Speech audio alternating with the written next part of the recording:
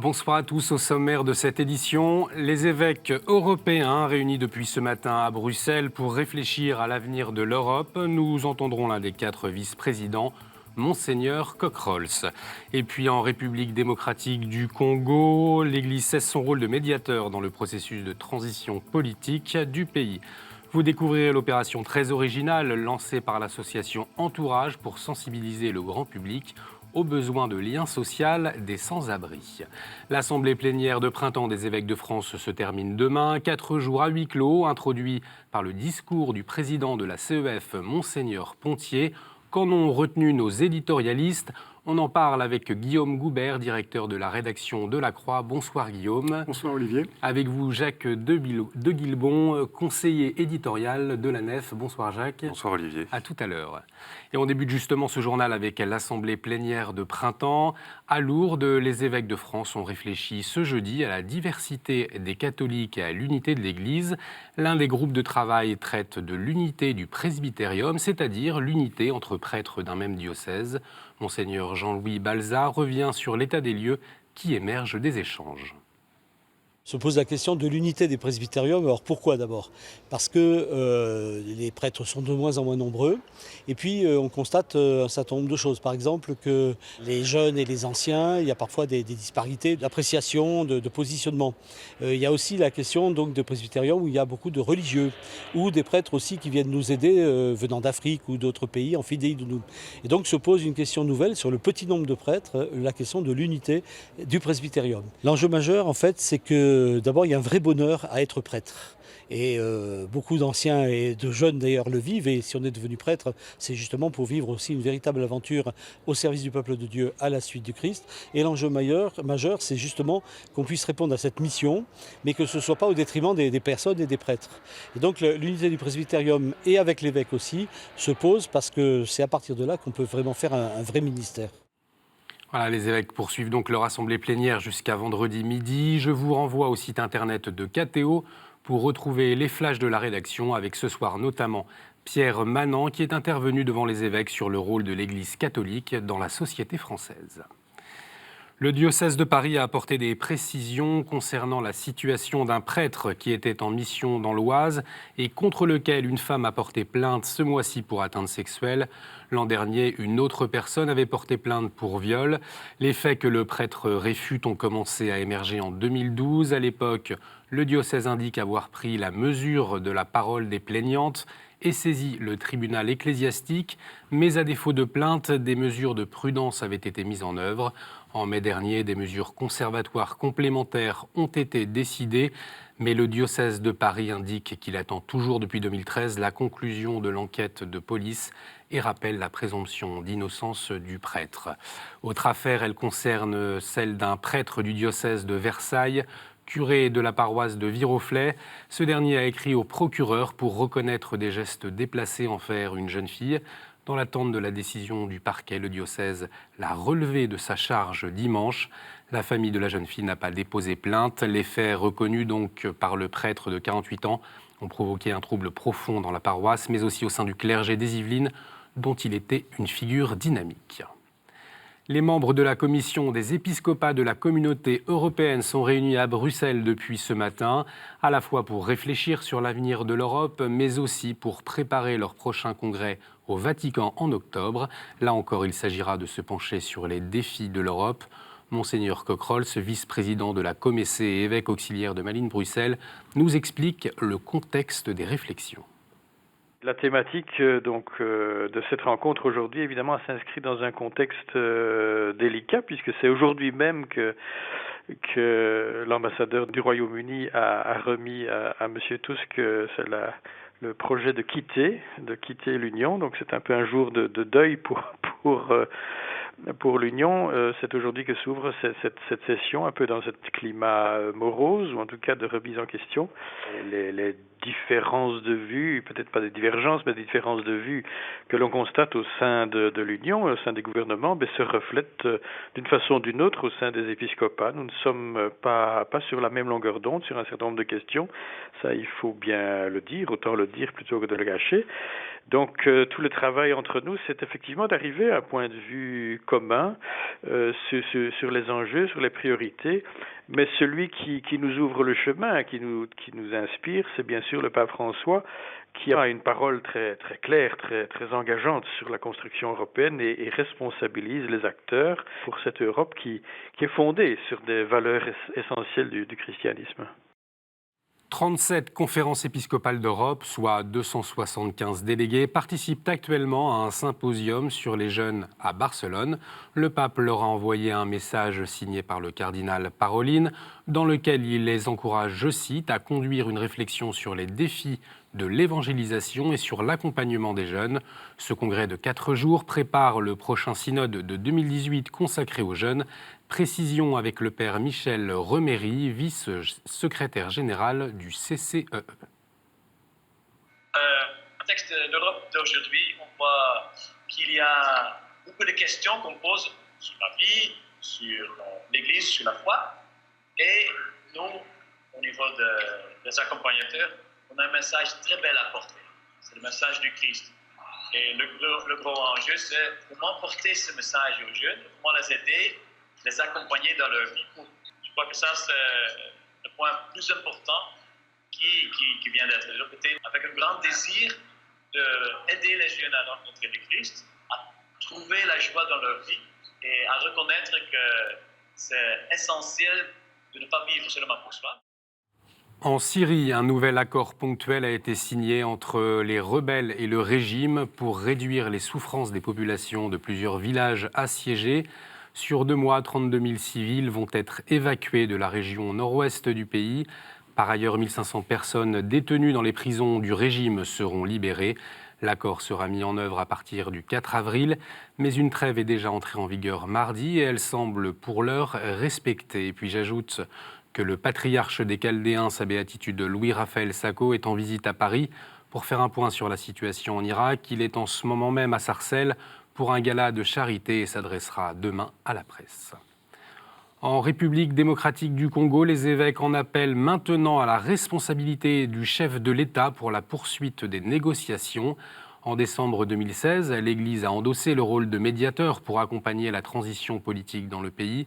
Lundi, elle a décidé d'interrompre son rôle. Explication avec le vice-président de la conférence épiscopale du pays. Et ça va très mal dans le pays.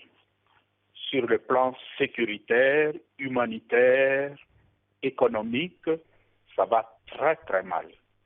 Depuis que nous avions commencé cette médiation, à la fin du mois de novembre, il y avait un enthousiasme, tout le monde était de bonne volonté, ce qui nous a permis de conduire la négociation jusqu'à la signature de l'accord de la Saint-Sylvestre le 31 décembre 2016.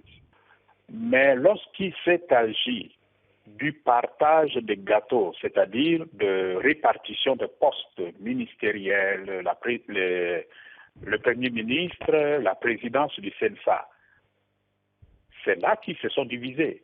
Et pour nous, c'est une preuve que ces politiciens sont là seulement pour prendre leur part du gâteau, tant pis pour le peuple. Et puis les évêques qui ont publié ce matin un communiqué pour faire part de leurs grandes inquiétudes sur l'insécurité dans la région du Kasaï. 2 experts de l'ONU ont été retrouvés morts dans cette région le 27 mars. Depuis juin, des affrontements entre des milices et les forces de police ont fait plusieurs centaines de morts. Saviez-vous qu'un billet de banque était échangé environ 1000 fois par mois ? L'association Entourage a décidé de se servir de cette viralité pour nous faire comprendre ce que les personnes sans abri ont le plus besoin, c'est-à-dire du lien social. Alors l'association a demandé à des personnes de la rue d'écrire un mot sur 200 billets de banque. Peut-être que l'un d'entre eux se retrouvera dans votre porte-monnaie. Il vous rappellera aussi qu'un sourire, c'est aussi important que de l'argent. Reportage avec Olivier François. Mesdames, bonjour. Prendre un café. Express. Ouais. Laure, ambassadrice du réseau Entourage, s'apprête à utiliser pour la première fois un billet signé et annoté d'un SDF. Un billet avec ses annotations reste parfaitement valable et réutilisable. Ce moyen de paiement, qui touchera une moyenne de 1000 personnes par mois, se transforme ainsi en un redoutable outil de communication. La brasserie Les Vedettes, partenaire de l'initiative, n'a d'ailleurs pas hésité à apporter son soutien à cette démarche. Non seulement c'est un billet totalement valable, mais ça participe à une belle cause juste, de savoir à s'occuper des gens qui sont dans l'entourage justement et qui en ont besoin. Laure a pour sa part souhaité s'impliquer plus concrètement en faveur des SDF. Le projet d'entourage est surtout de recréer de la chaleur humaine, donc c'est-à-dire de recréer un contact avec deux personnes, donc entre un riverain et surtout une personne donc SDF, donc c'est-à-dire que c'est les personnes les plus faibles de notre société. Et donc c'est réellement important de passer un message aussi fort que de recréer ce lien social. Le réseau social Entourage, qui œuvre pour une solidarité de proximité, a tenu à réveiller les cœurs sur la délicate question des sans-abri aujourd'hui. En fait, on a tous en tête que la personne SDF, elle a besoin de 2 €, d'un sandwich ou de quelque chose. Donc on a en tête une relation d'argent, alors qu'en fait, elle nous dit qu'elle a besoin de relations. On a utilisé ce moyen de l'argent pour faire passer ce message, en fait, en disant « merci pour ce billet, mais c'est pas suffisant, un bonjour ou un mot ou un regard est important pour moi ». Plus de 200 billets de 5 € distribués par une cinquantaine d'ambassadeurs d'Entourage seront mis en circulation dans les 2e et 9e arrondissements de Paris.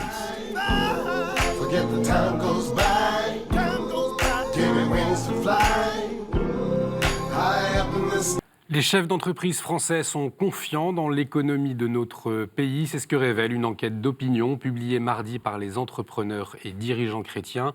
Un sondage réalisé auprès de 856 chefs d'entreprise de toute taille et de tout secteur d'activité. Un constat qui tranche avec le désarroi ambiant avant les échéances présidentielles. Autre enseignement, pour tous les sondés, le service du bien commun donne du sens à l'action quotidienne du dirigeant chrétien. Analyse de ces résultats optimistes par le président des EDC, Laurent Bataille. Dans un monde qui est quand même économiquement difficile, concurrentiel, cet optimisme est de très bon augure. Je pense que...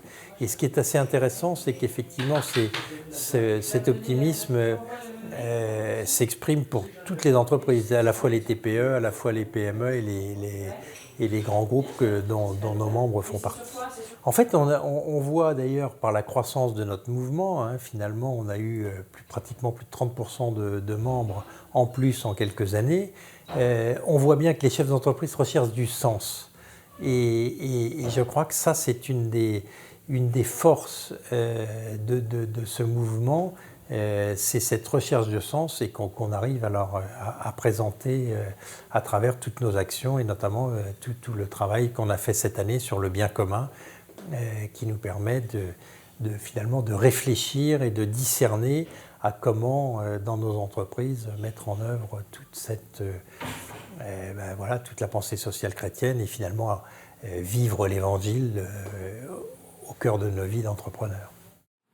En Belgique, un nouveau Notre Père pour la Pentecôte. Le 9 mars, les évêques francophones du pays ont décidé que la version du Notre Père, prévue pour la nouvelle traduction du missel romain en langue française, pourra être utilisée dans les communautés belges dès le week-end de la Pentecôte en juin.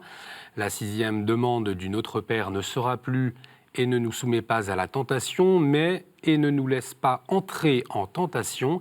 Elle a été validée par la Congrégation du culte divin, mais aussi par les conférences épiscopales des pays francophones. En Belgique, les communautés catholiques néerlandophones ainsi que celles du Pays-Bas l'ont adoptée depuis l'Avent 2016. Depuis hier, des délégations de 9 établissements scolaires maristes sont réunies à Lourdes après celui de 2011. C'est le 2e rassemblement national de la Société de Marie marianiste. Elle a été fondée en 1817 par le bienheureux Guillaume-Joseph Chaminade. Selon son souhait, la congrégation eut une vocation missionnaire, plus particulièrement orientée vers l'éducation de la foi. Pendant 3 jours, 1700 personnes, dont 1250 élèves, participent à un pèlerinage pour découvrir l'histoire de la congrégation, comme nous l'explique Sœur Cosnard. Les établissements ont une identité, on veut faire vivre ce que nos fondateurs nous ont laissé dans les établissements. Donc c'est important de faire connaître aux jeunes comme au personnel des établissements, aux parents aussi, d'où est notre source. On est dans la période où on est en train de fêter les bicentenaires de nos fondations. Ces fondateurs, donc le père Chaminade, mère Adèle, je crois que de toute façon... il n'y a pas d'actualité sans une histoire, sans une tradition, et une tradition, elle se vit et puis elle s'enrichit. Quand quelque chose de fort a été donné, si on veut le faire vivre, il faut aussi aller à la source. Dimanche, une vénération du vêtement du Christ aura lieu en la basilique Saint-Denis d'Argenteuil, une journée de prière autour de la Sainte Tunique qui commencera à 10h avec le chapelet. À 11h, la messe sera célébrée par Monseigneur Giraud, archevêque de Sens-Auxerre. Et on poursuit notre édition avec le regard du père Christian Venard. Il réagit à froid après l'émission Cache Investigation sur la pédophilie dans l'Église, diffusée la semaine dernière. On l'écoute.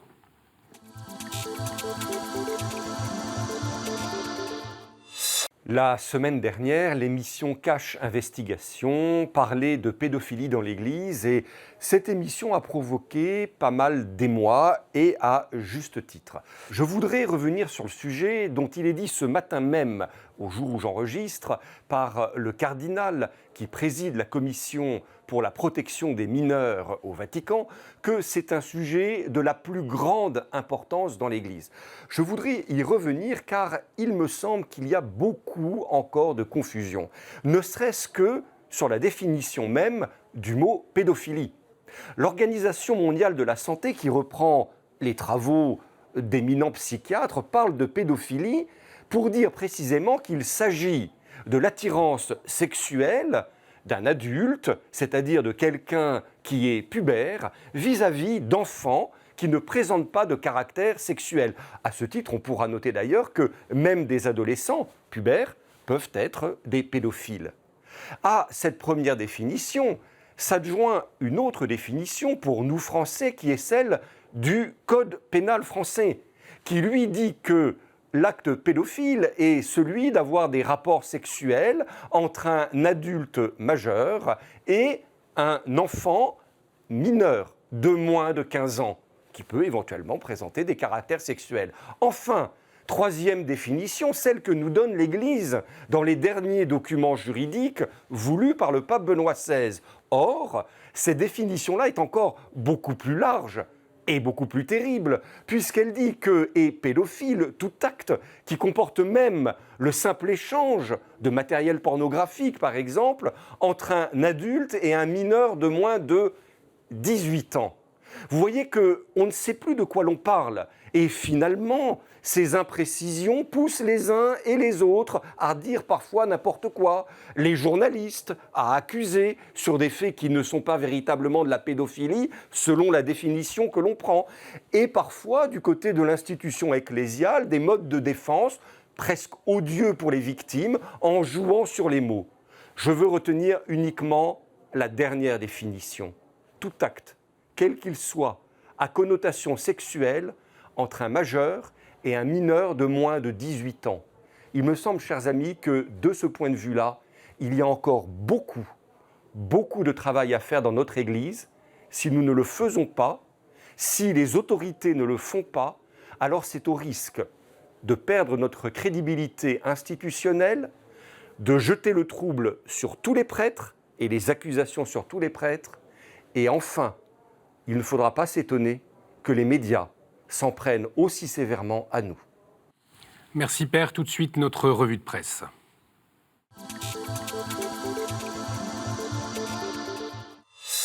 Et on commence avec le mensuel La Nef, avec un numéro d'avril largement consacré à la présidentielle. Alors avec quelles intentions, Jacques de Guilbon ? Ce ne sont pas des intentions évidemment de dicter aux lecteurs ce qu'ils doivent penser. C'est évidemment un essai d'enquête sur les candidats qui nous sont présentés aujourd'hui, leur programme de manière générale sans entrer dans le détail, et la manière dont un catholique ou un chrétien aujourd'hui peut se positionner vis-à-vis de ça. On parle notamment de la question du populisme comme un moment de l'époque, comment l'aborder, qu'est-ce que ça révèle, et ce qu'il pourrait y avoir ensuite. c'est principalement sous cet angle-là qu'on l'a abordé. Merci Jacques. Une rencontre avec Marie Collins dans Pèlerin cette semaine. Après avoir démissionné de la commission pontificale pour la protection des mineurs le 1er mars, elle se confie sur la politique de tolérance zéro pour la pédophilie dans l'Église. Et puis focus sur ces établissements scolaires qui se sont lancés dans une démarche solidaire. En cette veille du 1er avril, Famille chrétienne se demande si l'Église a le sens de l'humour. Heureux ceux qui rient et savent rire d'eux-mêmes. Pour Famille chrétienne, l'Église qu'on dit coincée n'est pas en reste pour aider à garder un salutaire sens de l'humour. Et puis l'hebdomadaire revient sur les 60 ans du traité de Rome avec l'intervention du pape François. Dans la vie, Jean-Pierre Denis s'exprime sur la réaction des évêques de France à propos de l'émission Cache Investigation sur la pédophilie dans l'Église. Pour Jean-Pierre Denis, si l'on peut contester les méthodes justiciers autoproclamées, il ne faut pas se tromper dans la hiérarchie. Jean-Pierre Denis rappelle la parole de Benoît XVI, le seul danger que l'Église doit craindre est le péché de ses membres. Et puis, nous saluons la nouvelle version de Paris Notre-Dame, le journal de l'Église catholique à Paris, un format plus aéré, plus moderne, avec des nouvelles propositions, comme une double page consacrée à l'actualité des paroisses parisiennes. Voilà pour votre revue de presse. Tout de suite, l'avis de nos éditorialistes.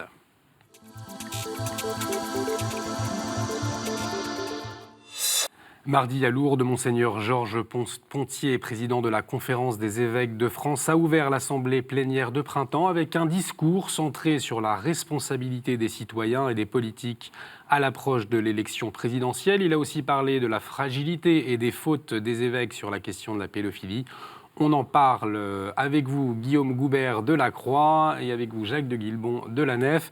Alors, pour commencer peut-être sur cette question de la pédophilie, qu'est-ce que vous en retenez du discours de Monseigneur Pontier, Guillaume ? On en retient un discours tout à fait clair sur le fait que c'est absolument intolérable, que la justice doit être saisie, et en même temps une demande, j'allais dire, humble de Monseigneur Pontier de dire, mais quand même, veuillez bien partir du principe que tout prêtre n'est pas pédophile. Et je pense qu'effectivement, la semaine dernière, il y a eu un petit emballement médiatique autour de cette émission et de ce qu'a publié Mediapart, qui effectivement aboutit à donner toujours l'impression qu'il y a des nouveaux cas, que le problème est massif, etc. Alors qu'en fait, le travail qui a été fait assez sérieusement d'ailleurs par ces deux médias n'aboutit pas à révéler vraiment de faits nouveaux, mais plutôt une sorte de compilation des cas qu'on a pu observer ces dernières années. Donc c'était bien de la part de Monseigneur Pontier de remettre un petit peu les choses au clair de ce point de vue-là. C'était important, Jacques, de préciser que tous les prêtres ne sont pas des pédophiles.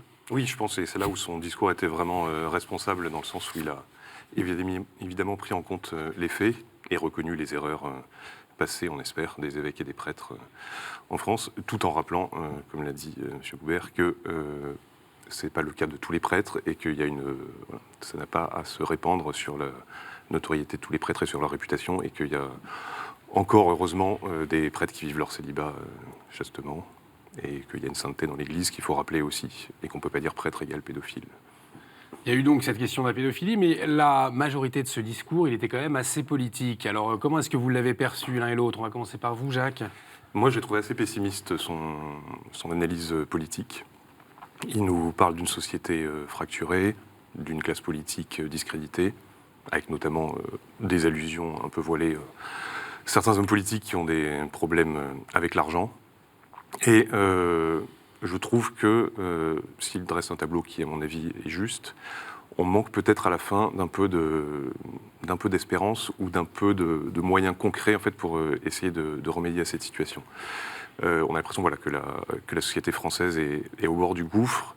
Il appelle évidemment à la fraternité, c'est le mot qu'il met en avant, et à la solidarité. Je trouve que ça manque juste un petit peu de moyens. Vous partagez l'avis de Jacques, Guillaume ? Pas tout à fait, non. C'est vrai que c'est un discours exigeant pour tout le monde, je dirais. À la fois, par exemple, quand il parle de l'accueil de l'autre, l'accueil de l'étranger, mais il parle aussi de l'accueil de la vie, il parle des enjeux de la famille, avec le refus d'aller vers de nouvelles formes de filiation qui est ce qu'on appelle le droit à l'enfant, etc. Pessimisme, oui, bien sûr, la situation est assez préoccupante actuellement. En même temps, en fait, je retiens là-dessus la dernière phrase du discours. Il dit « c'est à partir du souci des plus pauvres que se trouvent des chemins porteurs d'espérance ». Et effectivement, il y a quand même des moments dans le discours où il parle aussi de... Par exemple, quand il fait référence à cette jeune femme trisomique qui a présenté la météo à la télé, etc. Enfin, de dire, voilà, pour peu qu'on veuille bien se déplacer un peu, se décentrer un peu de nous-mêmes, etc., on peut trouver des chemins d'espérance. Vous parliez de moyens concrets qui vous a manqué, Jacques. À quoi vous pensez quand vous dites ça ? Non, c'est évidemment toujours compliqué pour des évêques de donner des moyens politiques précis parce que c'est pas leur rôle. Ils doivent éclairer les catholiques en conscience au moment où ils vont voter. Mais je trouve que voilà, il y avait un côté un petit peu trop catalogue de fraternité, solidarité. Et qu'est-ce qui vous a manqué, vous ? Voilà, en plus, je pense qu'il manquait certains sujets que j'aurais bien aimé qu'il parle. L'école, par exemple, il n'y a rien dessus. L'écologie, il n'y a rien dessus. L'économie, c'est assez rapidement fait. Voilà, je trouve qu'en plus, il s'inscrit dans la démarche du pape François. Je pense que ça aurait été bien de rappeler ça pour montrer que tout est lié, justement, comme le dit le pape François. Et que j'ai l'impression qu'il déroulait un petit peu ces sujets en montrant ce qui allait mal, mais en n'appelant pas spécialement à agir de cette façon-ci ou de cette façon-là. Évidemment pas dans le vote, il n'allait pas à dire voter pour telle personne ou telle personne, mais voilà, sur les questions de fraternité et d'accueil des migrants, il n'y avait rien de très concret, je trouve. Une dernière réaction, il nous reste assez peu de temps, une dernière réaction peut-être, Guillaume, à ce que vient de dire Jacques. Moi, je pense que quand même le fil conducteur du discours, c'est quand même effectivement la fraternité. Par exemple, quand il parle des relations avec les musulmans, par les temps qui courent, c'est pas si évident de tenir ce discours, de dire qu'on est en droit d'être exigeant avec les musulmans, mais que nous devons dialoguer avec eux. Je pense qu'il nous pousse à l'action quand même si, oui, je suis d'accord que la tonalité globale est assez sombre. Merci Guillaume Goubert, merci Jacques de Guilbon d'avoir partagé vos regards sur notre plateau. Merci à vous de nous avoir suivis. Vous pouvez retrouver cette émission sur notre site www.ktotv.com. Réagissez également sur les réseaux sociaux avec le hashtag #ALaSource. Je vous souhaite une excellente soirée sur KTO. À la semaine prochaine.